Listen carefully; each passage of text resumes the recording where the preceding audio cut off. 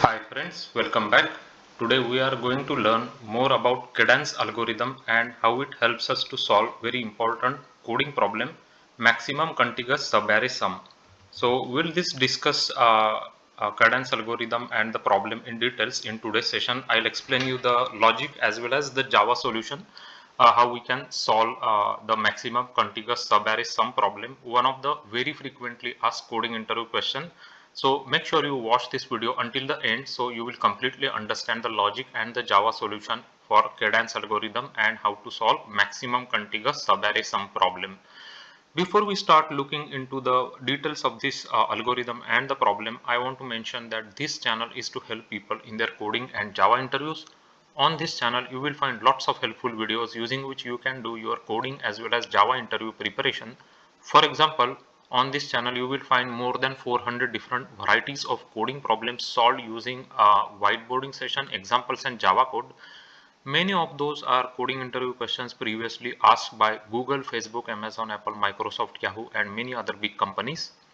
Uh, Many of those are like frequently asked coding interview questions. So if you are preparing for any Java rounds of interviews or coding rounds of interviews, this channel can definitely help you in your interview preparation process. So please subscribe to this channel now. Also, whenever we come across any important problems or any important algorithms or concepts, we create videos on this channel so that we can discuss more about the problems, the details and the Java solutions here, so that others can also learn by watching these videos more about Java programming, data structures, algorithms and problem solving. So make sure you click on the bell notification icon so you won't miss any important forthcoming videos on this channel. So let us start with the today's problem, maximum contiguous subarray sum using Cadence algorithm. So this array is given to us as the input array and we want to find out the maximum contiguous subarray sum. So contiguous means continuous, right? So we want to find out such a subarray in this array that will give us the maximum subarray sum, right? So for example, if you look at this if you look at this input array, you will see that the maximum subarray sum you will find for this subarray, right? This is the subarray that will give you the maximum sum. So 12 minus 3 is 9 plus 5 is 14. So 14 is the maximum sum you can get in any contiguous subarrays in this example, right? If you go until this point, you will go like 14 minus 9 will give you 5 plus 4, right?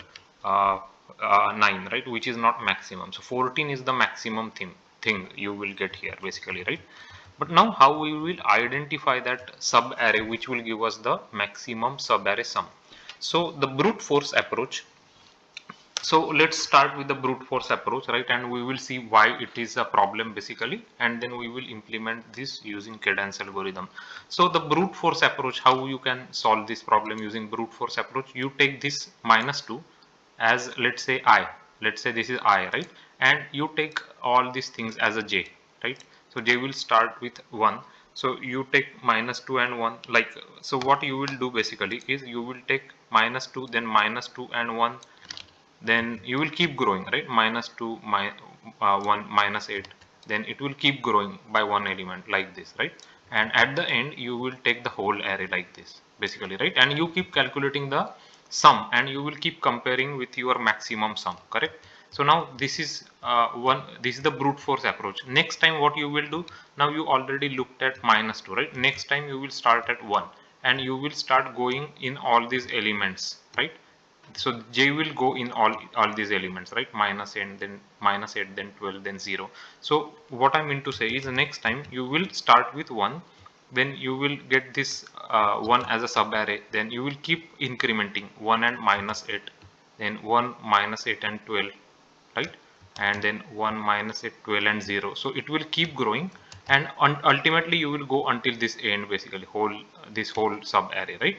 And you will keep calculating the sum, and whenever you see something more than the maximum, you will keep track of that sub array, right? Because that is giving you the maximum contiguous sub array sum. Next time your I will start here and your j will go in from these elements, right? So this is the approach that you can take. What is this approach called as brute force, right? So if you are new to programming, then this approach is called as brute force. Why? Because this is the most basic approach that we can use to solve this problem. Now the problem with this approach is that for every I you are going through all these remaining numbers, right? All remaining elements. So I is this, then I will be this, again you have to go through all these remaining numbers, right? So what does this mean for us in the algorithm complexity? It means that this one is going to give us quadratic complexity, which is n square, right? It is n square complexity. So what if your array has a 1 million elements? Then this will not work, right? What happens if your array has 10 raised to 6 elements, right? 1 million. So now this will not work basically, correct? So in this case we have to find out a way, better way to solve this problem using order of n algorithm basically, right? Order of n algorithm. So that is why we have to solve this maximum contiguous subarray problem using Cadence algorithm, right? So this is the Cadence algorithm where it is applicable, right? And these algorithms help us solve this problem in an efficient way. So how this algorithm will help us in solving this problem? So let us take a look. Uh, so before we start looking into the cadence algorithm, now first I will show you the brute force approach that we have just seen, right? I showed you the brute force approach. So how you will implement the brute force solution? So you just we just created one brute force solution method. You get the nums array here, correct? You calculate the length of the array in n. You created one variable max sum, which is initialized as integer dot min value, right? And then you have start and end pointer, right? Basically instead of I and j, I called it like left and right, right? Why left and right? Because this one will be left, let's say, and this one right will keep moving, right? Basically that's why left and right. So now you have this outer for loop which will go from 0 to n, and what you will do, you have an inner for loop for that. Basically here you have a current window sum. Your inner for loop will is basically right pointer, right? It will start at left, right? And then it will go until right is less than n right plus plus, correct? So you will keep calculating the window sum basically, right? So and you will keep updating the current window sum. If it is more than your maximum, then your maximum we have to update. Basically it means that you are finding something, some contiguous subarray which is actually giving you more sum, right? So you have to update maximum sum equal to the current window sum. Your start will be left and end will be right, right? This start and end is to capture where that maximum subarray you are finding, right? Starting and ending of that maximum subarray. Okay, so you will keep going it through these for loops. So what window sum means basically is, let me explain you what window sum means, right? So so initially this is our window, right? So what is the sum? -2. Then your window will keep growing, then your window will be this, right? So your sum will be this time your sum will keep growing, right? So -1 is your sum, right? Now your window will keep growing by one element, right? Like this. So now this one is your window. So what your window will do at the end, like this is the whole window. Basically you will again calculate the sum and you will compare with the maximum sum, right? If it is more than that, then you will um, get that, like you will update the maximum, right? So you now understood what this is basically called. We are calling it as a window sum basically, right? Window sum, right? So window keeps expanding basically, correct? Window sum. So now next time your window will start at 1, right? So this is your window first, right? Then your window will grow like this, right? And ultimately you will reach this point where this whole thing will come basically, right? Whole window. And you will calculate that sum. You will again compare your sum with the maximum sum. So I will show you, I have created some system out, so you will completely understand how the brute force works first, right? So now it will basically give you the maximum sum here, right? Maximum sum, and it will also tell you what is the starting and ending point of the sub array that has given you the maximum sum. So let us execute the brute force approach first. So this is our brute force solution for the same array, right? This is the array. So let us execute this so it will be clear to you. So now let us look, like I created a lot of printouts so that you will completely understand how brute force work. So this is your first time your window is -2, right? so you get minus 2 here. Then your window keeps growing, minus 2 and 1, so you will get minus 1 basically, correct? Minus 1. Then window is growing, right? Minus 2, 1 and minus 8. What you got now? Minus 9, correct? Here minus 9. Now it keeps growing. Now you have 12. So how much you got? 12 means 3, right? 12 minus 9 is 3 you got here. Then it will keep growing like this, right? So again it will be 3, right? Then 3 minus 3, it will become 0 here, correct? And then this one 0 plus 5, you added 5, so it will become 5. So like this it will calculate all the window sums basically. So all the possible subsets it will calculate, right? And this will keep calculating. So next time your I will start here, as you can see here 1, right? Then 1 and minus 8, it will start growing your window, so it will become minus 7. Then it will start growing, so minus 7 plus 12 is equal to 5. So here you have 5. Now you added 0 into this, so you again have a 5 here, right? So you will keep going like this until the end, and when you are at the end, you will get 2 actually. If you calculate this whole thing, it gives you 2, right? So if you see all these windows, last time your window will just be 4 basically. Here is your last window 4, right? Before that your window was minus 9 here, minus 9 here, and then minus 9 and 4, 9 and 4 means minus 5 you will get, right? So you calculated all the windows which are possible sub arrays. So you calculated all the possible sub arrays like this basically in a n squared algorithm, and then you found out that the maximum subarray is between 3 to 6 and it is giving you 14. So let us see where 3 to 6 is. 3 is here, 0, 1, 2, 3. So 3 is here, 3, 4, 5 and 6, right? So total if you calculate, it is going to give you 14, correct? So this is the way you can solve this problem using brute force algorithm. So now let us go with the cadence algorithm, how cadence algorithm will help us. So now the problem with this approach, as I explained you, is the nested for loops, right? It gives you order of n square time complexity, which is not acceptable in the interviews, right? Because if your array has 1 million elements, which is 10 raised to 6 elements, then 10 raised to 6 multiplied by 10 raised to 6, it's just solution just will not work, right? So we have to find out a way which is a better way. So how our cadence algorithm will work, let us look now. Okay, so now your brute force is clear. So how cadence algorithm works, it starts going with this element, right? So what is the sum? Minus 2. So whenever your sum is less than 0, whenever it is less than 0, we will create one sum. We will create one sum variable, and whenever it is less than 0, we will reset it to 0. So now it becomes 0 basically, right? Even if it is minus 2, when it is less than 0, we will just do it 0 basically, right? Now minus 2 and 1, what is the sum? Minus 1, right? So minus 1 mean again we will put 0 here, because minus, whenever the sum is minus, we will put 0, right?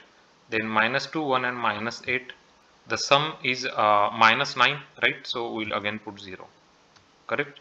Now when we are at 12, we are considering this much sum. So now we are at this point. So 12 means 12, we have sum like 12 basically, right? 12. Then 12 and 0, our sum will be 12 only, correct? Then 12, 0 and minus 3, the sum will be 12 minus 3, which is 9, correct? 9. And then so it's greater than 0, right? It's not less than 0, so we will put that sum. 9 plus 5 is 14, we put 14 here. 14 minus 9, 14 minus 9 is 5, so we put 5 here. And 5 plus 4 is equal to 9, we put 9 here, correct? And when we are going and doing this sum, we will keep track of the maximum sum that we have seen, right? Maximum sum that we have seen. So what is the maximum sum we have seen here? 14, right? 14. So 14 is the answer basically, right? So this is the way Cadence algorithm work. Now you just went through this array only once, correct? So it means that the like time complexity for this code will be order of n, or linear basically. This is also called as linear sometimes, right? Linear. So both are correct.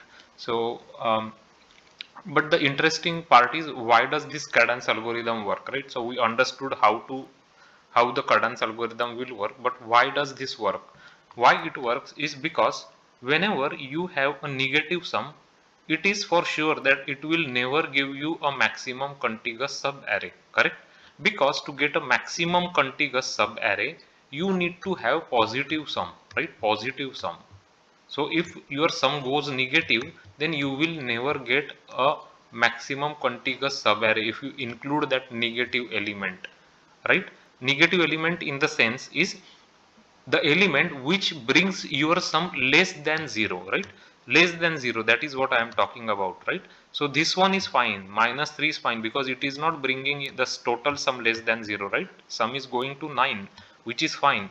But if you add, like for example, if you add minus 8 into your sum, let's say, what is the total sum becomes? Minus 1 minus 8, so total sum will become minus 9. So if we add this minus 8 in any subarray, it will never give us maximum contiguous subarray sum, correct? Because it is negative sum basically. So this is why the Cadence algorithm work, right? So I hope you understood why it works, right? Because they might ask you in the interviews, you can explain it easily how the Cadence algorithm works, but you need to also know why it works, right? So that why is it works is also very important question to answer in the interviews.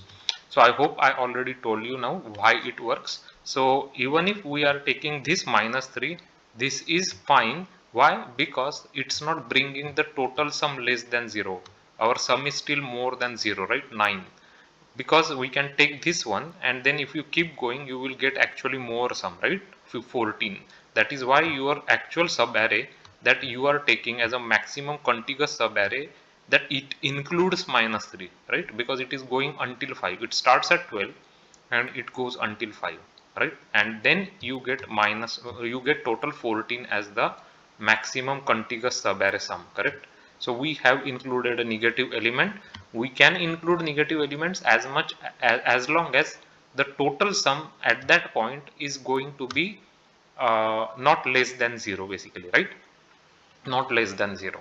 So that is the thing, and I hope I explain you why the negative will not, like we never take negative in the contiguous subarray, because if you take negative element here, for example, it brings the total sum minus 9, for example, right? From the beginning, if you look here, it will give you minus 2 minus 8 is minus 10 plus 1 is minus 9.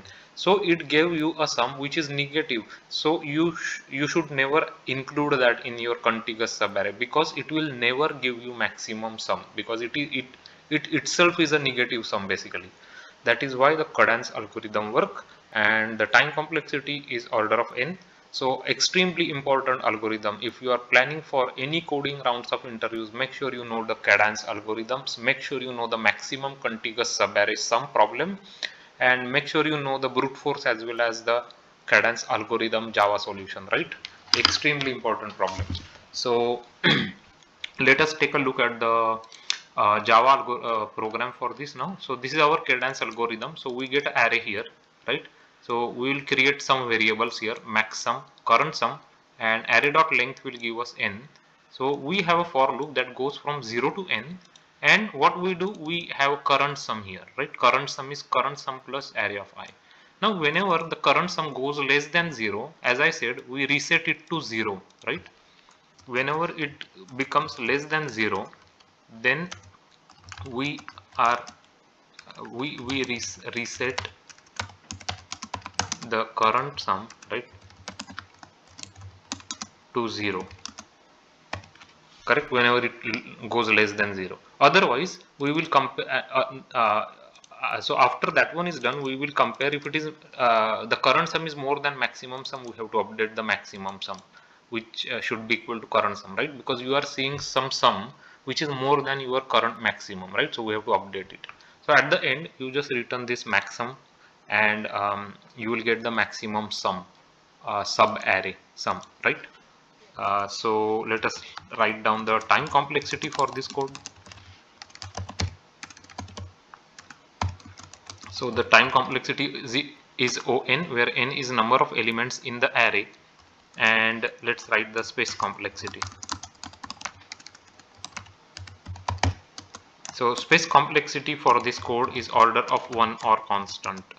Some people call it constant also. So why it is a constant or order of 1? Because we have not used any extra space here. We only used a couple of variables. Variables do not count towards us extra space. So that's why it is order of 1 or constant with Cadence algorithm. So let us execute this problem with Cadence algorithm. So we are expecting 14 as the sum.